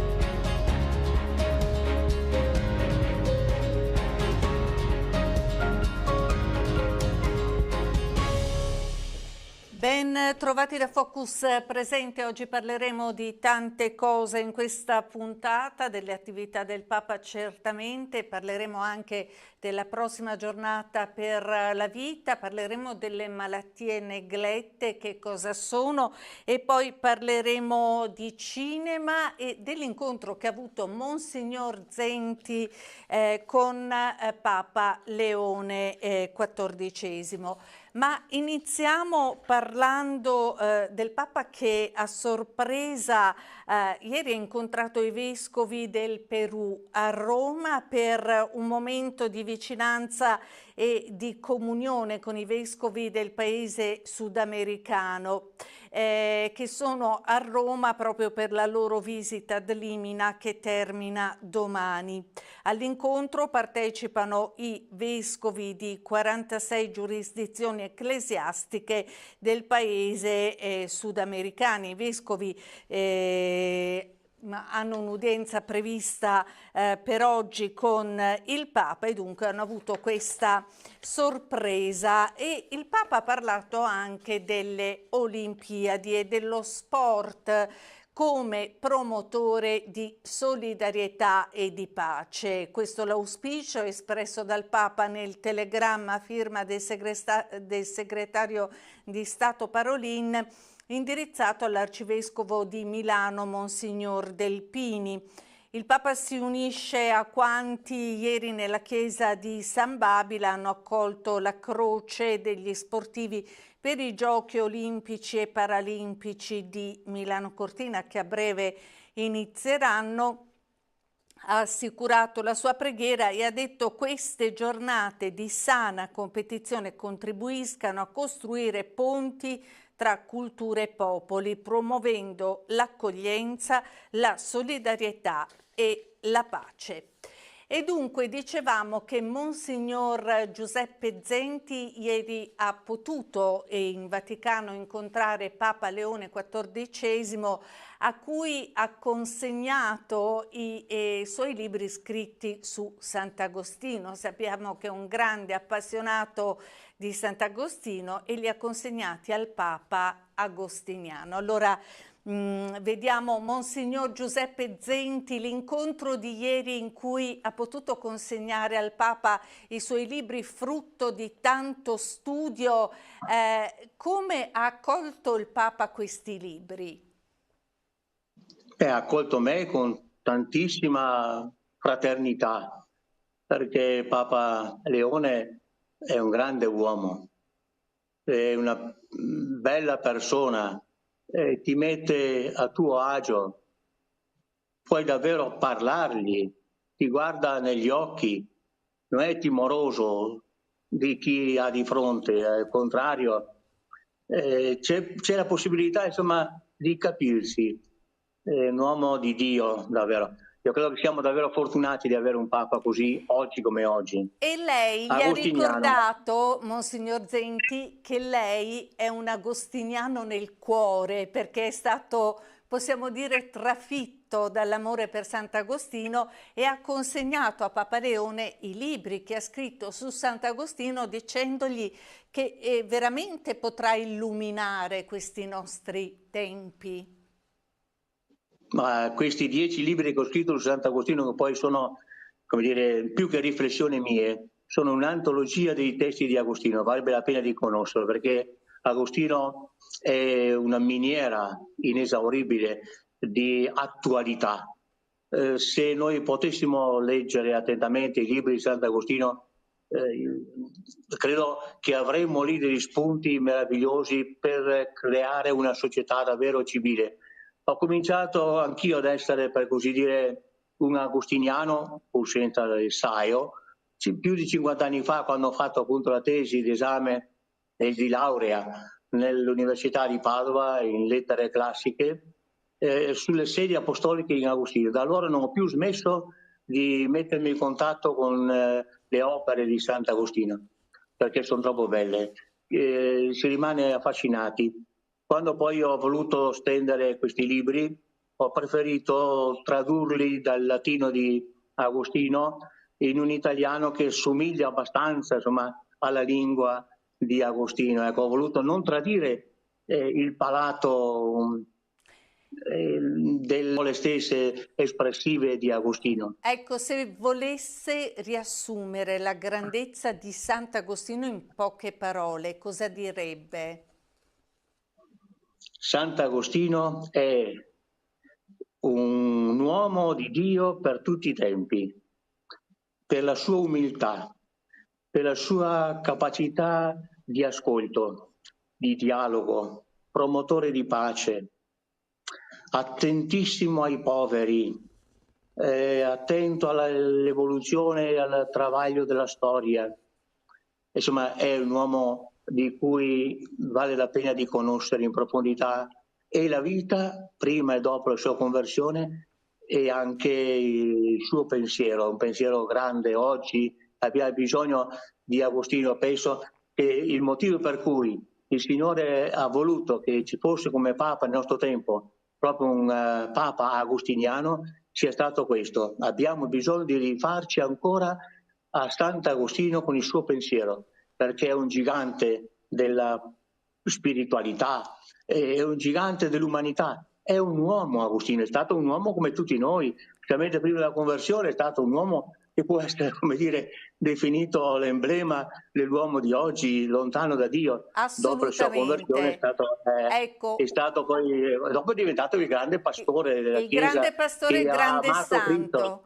Un gigante della spiritualità, come l'ha definito lei. Grazie Monsignor Zenti per essere stato con noi. Agostino, assolutamente, leggiamolo. Grazie, grazie per essere stato con noi. Abbiamo sentito di questa udienza con il Papa, che è stata così calorosa e interessante. Adesso parliamo di viaggi e cambiamenti climatici. A proposito di malattie neglette, dimenticate perché di scarso interesse economico per la ricerca farmaceutica. Il 2025 sarà ricordato in Veneto anche come l'anno del primo focolaio autoctono di chikungunya, e nessun allarmismo, ma bisogna tenere alta l'attenzione. Oggi appunto è la giornata mondiale delle malattie neglette. Allora sentiamo Federico Gobbi, che è direttore del Dipartimento di malattie infettive tropicali dell'IRCS di Negrar. Le malattie tropicali neglette sono un gruppo di 20-30 patologie che sono presenti particolarmente nelle zone del sud del mondo, ma sono presenti anche da noi. Comprendono virus come quello della rabbia, comprendono dei batteri come quello della lebbra o comprendono dei parassiti come quello della schistosomiasi o la leishmaniosi. Sono particolarmente presenti nei paesi a basso reddito, laddove non vi sono grossi investimenti per la ricerca, né per quanto riguarda la diagnosi, né per quanto riguarda la cura o il vaccino di queste patologie.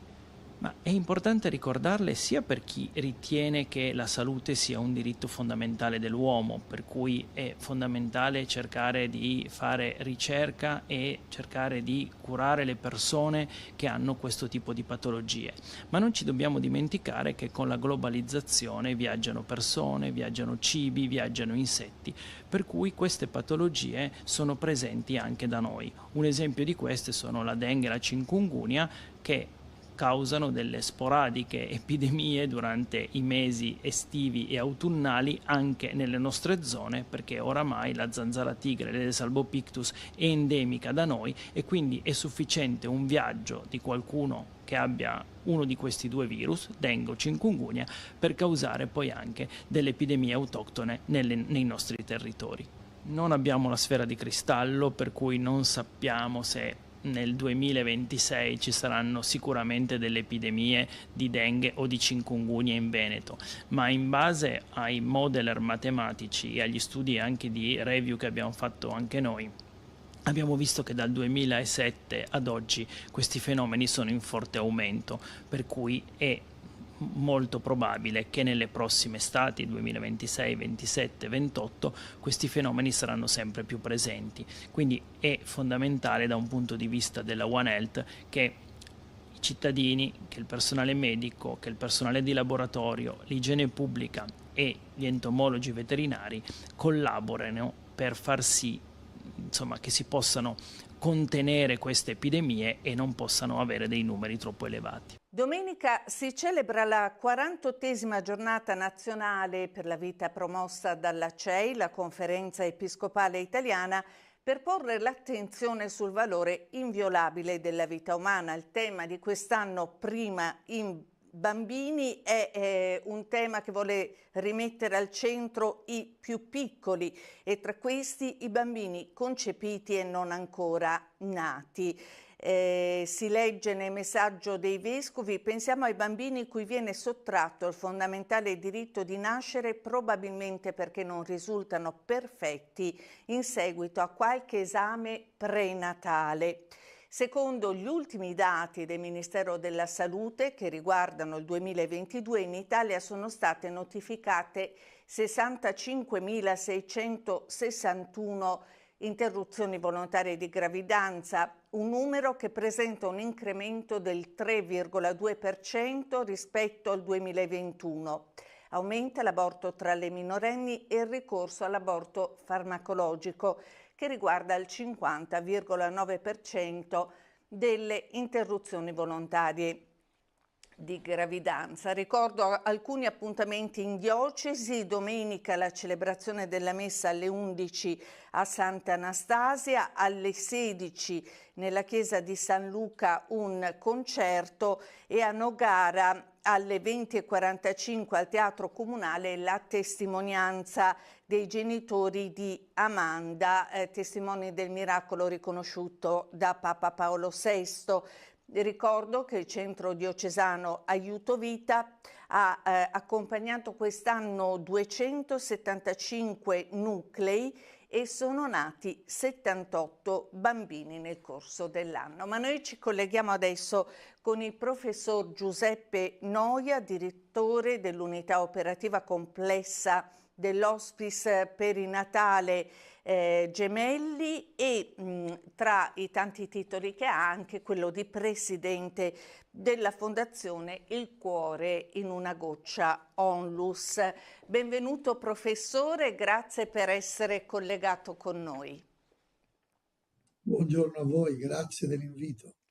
Come la scienza sta aiutando a curare anche i bambini che sono ancora nel grembo della mamma? L'evoluzione degli ultimi 50 anni con le tecnologie ecografiche, ma anche con le procedure invasive ecoguidate, ha mostrato soprattutto 3 grandi progressi e ha fatto vedere sia dall'ultramicroscopico il grande protagonismo che ha l'embrione. Il secondo aspetto, la relazione con la madre. Noi tutti quanti siamo stati relazionati sin da subito con nostra madre, abbiamo dimostrato 2 grandissime cose sul piano scientifico, sono delle cose incredibili, cioè siamo riusciti a sopravvivere per 8 giorni senza ossigeno nella nostra prima casa, che è appunto la tuba, la prima casa della culla della vita, c'è una casa nella tuba e una casa nell'utero, e questo è incredibile, siamo riusciti ad avere uno shift metabolico utilizzando i liquidi tubarici dove ci sono le proteine e gli zuccheri. L'altro aspetto è che pur essendo per il 50% diversi da nostra madre, perché siamo per il 50% simili geneticamente a nostro padre, non siamo stati rigettati. E questo è il frutto di una relazione che avviene subito dopo il concepimento, prima ancora dell'impianto. Quindi queste 2 grandi conoscenze ci hanno dimostrato che l'embrione è un protagonista perché si fa riconoscere, perché è autonomo e sceglie insieme alla propria madre il luogo più opportuno dove impiantarsi.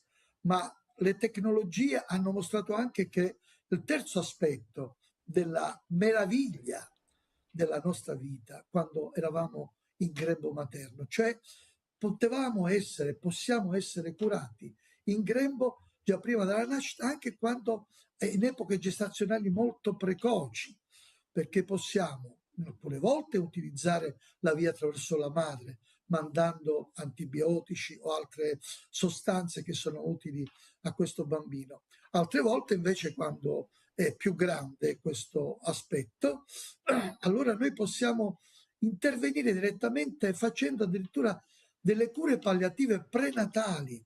Allora, qui la interrompo un attimo, professore. Volevo sapere quanto è importante nel momento in cui i genitori che hanno la gioia di attendere un figlio, però sanno che c'è qualcosa che forse non va, perché poi non sempre queste diagnosi vengono confermate, ma quanto è importante che il medico sia a fianco dei genitori? Allora, questa è proprio la mission che la Fondazione Il Cuore in una Goccia ha fatto in questi 10 anni. Abbiamo fatto il decennale, abbiamo aiutato e accompagnato, stando vicino al cosiddetto affiancamento con le 3 braccia, quello scientifico di cui io sono il responsabile, quello familiare testimoniale di cui è responsabile mia moglie Anna Luisa Lateano e quello spirituale caritativo di supporto psicologico di cui è responsabile Angela Bozzo. Noi che cosa abbiamo capito? Che non basta solo una risposta scientifica, ma c'è bisogno di molto di più. Il piano scientifico è importante perché il primo impatto è con il mondo medico, ma poi la devastazione, la desolazione, tutte le incertezze, le paure devono essere sanate anche da presenze che sono di altre famiglie, ecco la rete di famiglie, o da supporti di carattere spirituale come la rete dei cenacoli, o di supporto psicologico come la rete degli psicologi, o di tipo caritativo come alcune organizzazioni che ci aiutano sia prenatalmente sia postnatalmente per aiutare appunto queste mamme. Quindi nella sua esperienza, professore, scusi se la interrompo ancora, avete ormai un'equipe medica così specializzata che riuscite a intervenire anche in termini molto precoci sull'embrione e a migliorare comunque la sua vita. Assolutamente sì. Le faccio un esempio molto semplice. Oggi sappiamo che il feto sente dolore, quindi facciamo una palliazione analgesica quando, dovendo entrare con un ago dentro il corpo del bambino, ovviamente per non fargli sentire dolore, noi diamo un analgesico. Ma abbiamo anche un'altra azione terapeutica e parlo qui di 16-17 settimane, quindi il 4º mese. Perché? Perché aspirando liquidi all'interno del torace o della pancia che sono patologici, evitiamo che queste membrane, le sierose, il peritoneo e la pleura si distendano e sono ricche di terminazioni nervose e il bambino sentirebbe non un dolore 7x ma 700x e quindi noi facendo l'analgesia e aspirando questi liquidi evitiamo non solo che il bambino vada in scompenso cardiocircolatorio, ma evitiamo anche che il dolore possa nuocere al suo sviluppo futuro. E questa è proprio l'espressione di come la scienza diventa servizio. Allora, vediamo comunque come tante persone sembrano non capire che l'embrione ha un suo sviluppo autonomo ma insieme dipendente dalla madre e che è questo bambino che come un miracolo si sviluppa nel grembo della mamma. È una parte diversa rispetto al corpo della mamma. Assolutamente sì, c'ha una sua personalità biologica e maturativa. Proprio in questi giorni è stato accettato una rivista internazionale, un lavoro del mio gruppo che io dirigo, sulle nuove ipotesi di come si genera la trisomia 21 del bambino con sindrome di Down. È un lavoro con cui abbiamo lavorato da diversi anni e c'è stato di grande gioia sapere che oltre all'ipotesi della età che può essere correlata a queste condizioni, c'è un'altra ipotesi che statisticamente è stata riconosciuta in questo lavoro come poter contribuire alla genesi della trisomia. Conoscere questa causa significa poi implicare nelle visite preconcezionali tutto un atteggiamento di prevenzione per evitare che ci sia la trisomia e quindi evitare non eliminando il bambino, ma evitando le cause che producono appunto la genesi della trisomia. Senta, professore, questo è fantastico, interessantissimo, perché sappiamo che i bambini con sindrome di Down spesso vengono rifiutati. Quando è che inizia a battere il cuoricino del bambino? Quando è che dall'ecografia si inizia a vedere il cuoricino che batte? In genere già 20-21 giorni dal concepimento iniziano a sorgere delle contrazioni spontanee intorno al tessuto miocardico del cuore dell'embrione e si può evidenziare appunto poi in epoche intorno alla quinta, sesta settimana l'attività cardiaca attraverso l'ecografia transvaginale. Allora, che messaggio vuole dare ai genitori che stanno aspettando un bambino e hanno delle paure e ai medici che li seguono? Direi che il messaggio è un messaggio trasversale di curare molto lo sguardo della ragione e del cuore ovviamente alle famiglie, della ragione agli scienziati, colleghi medici, che guardino ciò che la scienza ha fatto in questi 50 anni, che vedano come la personalità biologica, la sua relazionalità e la possibilità di curarlo prima della nascita come un adulto, questa è la medicina del feto, ormai riconosciuta nel mondo, evidenzino che sono 3 caratteristiche delle persone, degli individui umani, degli esseri umani, e che si abbia uno sguardo così come ce l'ha appunto tramandato la scrittura. Ti ho fatto come un prodigio. Domani a Giaveno ci sarà un convegno sulla scienza collegata alla sociologia e al fantasy.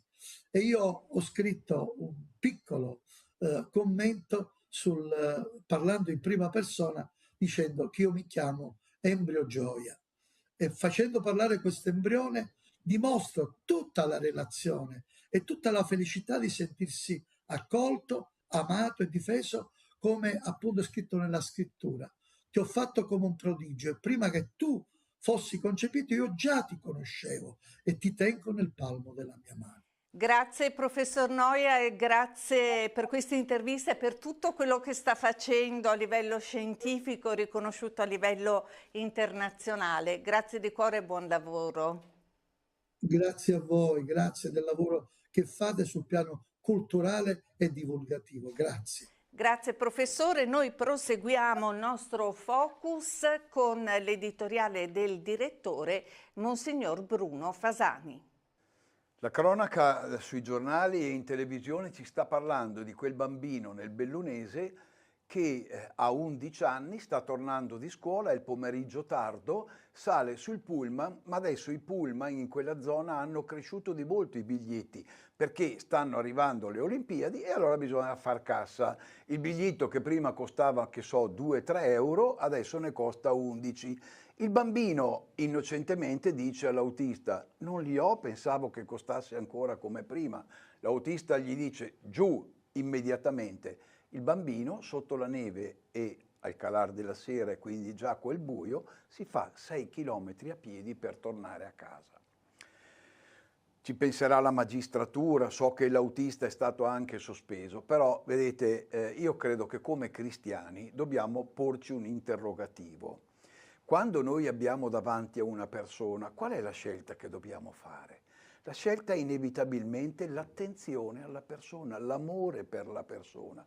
Gesù ha detto una cosa che non dobbiamo mai dimenticare. A chi gli rimproverava: ma i tuoi discepoli prendono il grano in giorno di sabato, ma tu hai guarito una donna in giorno di sabato, ma voi non fate il digiuno. Gesù risponde lapidario: non è l'uomo fatto per il sabato, ma è il sabato che è fatto per l'uomo.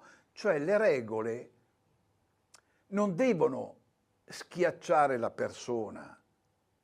Le regole non devono diventare più forti dell'umano. È l'umano che deve sempre avere il sopravvento. Perché se lasciamo a piedi un bambino nella neve, in nome dei soldi, non abbiamo rispettato una regola, siamo diventati disumani.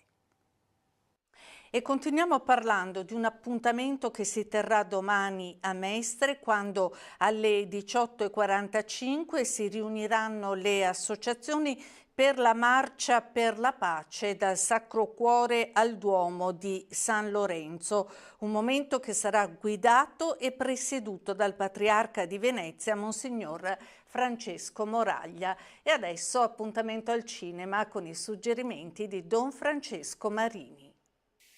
Bentrovati con il nostro consueto appuntamento con il cinema. Vi parlo quest'oggi di una commedia italiana uscita nelle sale proprio in questi giorni. Si tratta di Prendiamoci una pausa, un titolo che è sufficientemente esplicativo perché capiamo fin da subito che ha a che fare con pause di riflessione nella vita di coppia. In particolare sono 3 le coppie, almeno inizialmente, che danno il via a tutta la storia. Di diversa età, con anche storie diverse, chi è sposato, chi invece è una coppia di giovanissimi fidanzati, che appunto hanno bisogno di staccarsi, di trovare del tempo per sé, per rimettere in ordine le idee e anche il cuore, a dire il vero. 3 storie che poi vanno ad intersecarsi con tantissime altre. Sono davvero tanti personaggi che incrociano le loro vite per diversi motivi, in diverse occasioni.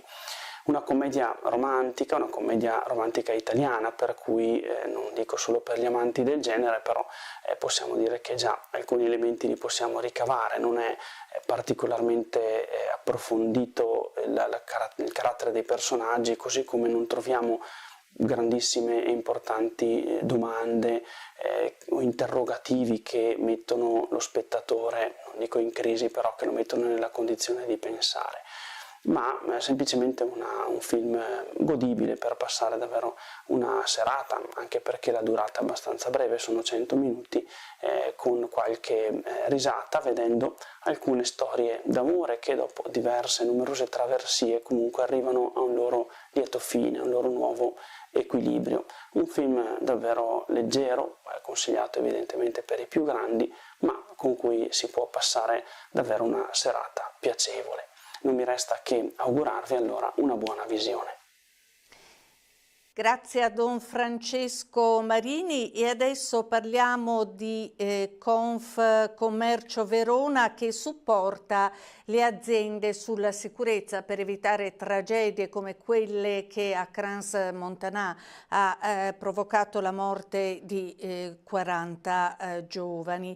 L'associazione richiama l'attenzione sull'importanza di verificare la documentazione antincendio, garantire l'efficienza di estintori, impianti, uscite di sicurezza, rispettare la capienza degli edifici per favorire le aziende nell'applicazione delle norme e nell'adozione delle migliori pratiche di sicurezza. Confcommercio Verona, oltre a fornire supporto, organizza alcuni incontri informativi sul territorio. I primi 2 si terranno a Valeggio sul Mincio venerdì 9 febbraio alle 10 all'Hotel Eden e ad Affi martedì 13 febbraio alle ore 10. In chiusura vi ricordo questo pomeriggio l'appuntamento con Fatti e Prospettive alle 16:30 con l'intervista a Rodolfo Papa sul mosaico di Papa Leone. Poi si parlerà del libro Immanuel, Dio al cospetto di Kant, ultima fatica letteraria di Alberto Castaldini, quindi l'avventura di Monica Consolini in giro per il mondo in bicicletta, infine Spirito Olimpico, una serie di iniziative che legano Dino Buzzati al tema della montagna e della bellezza, questo con Francesca Martini alle 16:40 oggi pomeriggio. Grazie per essere stati con noi e arrivederci.